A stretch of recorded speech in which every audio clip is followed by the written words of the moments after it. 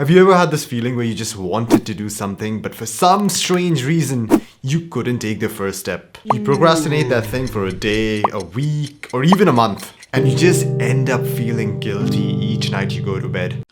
I'm not crying, you're crying. Only for the cycle to repeat itself the next day. If your reaction to hearing this is, oh my god, this guy knows exactly what I'm talking about, it's because I too have been a serial procrastinator for more than 20 years of my life. But 6 years ago, I decided to do something about this. In my search to eliminate procrastination, I read hundreds of self-help books, watched thousands of podcasts on productivity, neuroscience, psychology, tried a bunch of different diets and supplements. And guess what? I was able to flip my life 180 degrees. Yay! I am now someone who does 4 to 5 hours of deep focused work, lifts weights at the gym, reads books and trains martial arts. The best part is that I have been able to do these things consistently for years. In this video, I'm going to share with you 3 protocols that finally allowed me to overcome procrastination and be the man that I was destined to be. So let's get right into it. Back when I was a teenager, my worldview was sort of dictated by movies. I would look at the main characters of these movies and he would decide to do something, and then the next day he would just do it. This person was basically making earth-shattering efforts each and every single day, and he just woke up full of motivation. I would be super motivated after watching a movie. Then for the next 2 or 3 days I would make earth-shattering effort, but by day 4 my motivation would drop. I would just feel burnt out and I would give up on that thing. This kept happening over and over again. Like, it is then when it finally hit me. This approach that relies solely on raw motivation does not really work, because motivation is a limited resource and it is bound to run out.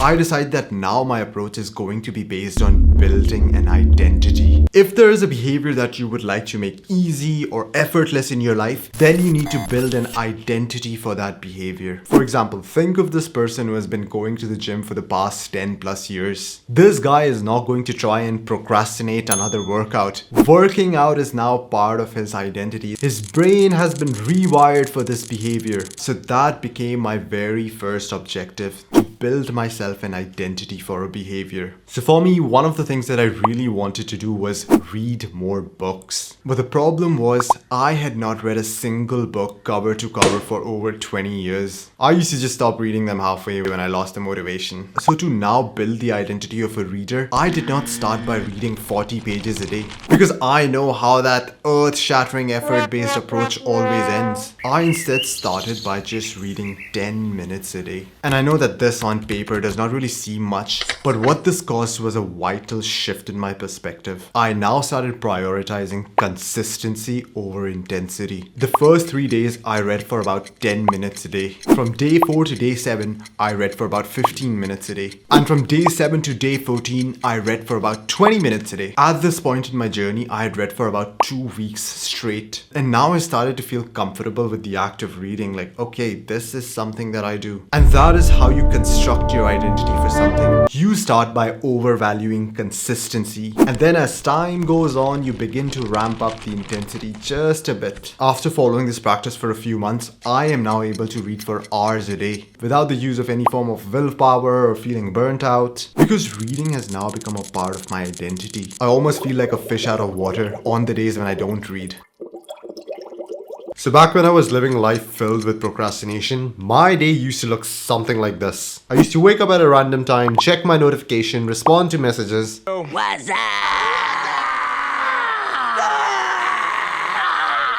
Scroll through memes for like 10-15 minutes, and from that point onwards I would just do things based on how I felt. If I felt like eating fast food for breakfast, I did it. If I felt like playing 6 hours of video games that day, I did it. But what I realized living life based on how I felt was that it led me to be unproductive and procrastinate anything that required any amount of effort. But fast forward to today, I no longer live my life based on my mood or emotions. I now live life based on a routine. A routine is simply the list of all the activities that you are going to be doing on that day, along with the specific times at which you're going to be doing these activities. What I've realized about myself is that whenever I have an activity listed down in my routine, it is very likely that it's going to get done, because my body now seems to automatically get in the mood for doing the upcoming activity. Here's a pro tip to make routines work. Each time you list down an activity on your routine, make sure you remove all the micro barriers related to that activity. For example, if you wish to study tomorrow at 6 a.m, then make sure that before 6 a.m. your desk is clean, your notes are out, you know exactly what subject you're studying. When you remove all these micro barriers from an activity, then you are much more likely to stick to your routine. If you're just starting off living life based on a routine, then do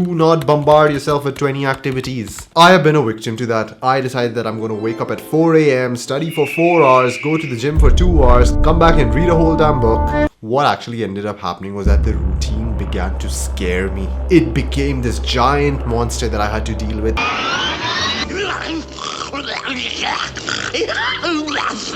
And guess what? I skipped the entire routine and just played video games that entire day. So start off with a simple routine that has around 3 to 4 tasks that you consider really important. And when you get them done, be proud of yourself. There is one more thing that absolutely destroys your productivity, and you are probably doing it right at this moment. Think about 2 people planning on competing for a race. The first person wakes up at 5 a.m., goes for a run, comes back and eats healthy food, has a fixed sleep schedule and does everything right for months. Because what motivates him is the gold medal and all the bragging rights that come with winning the race. But then there is person 2. As soon as this person wakes up, he is just given the gold medal and all the benefits of winning the race without making any sort of effort. This person now decides to just go back to the bed.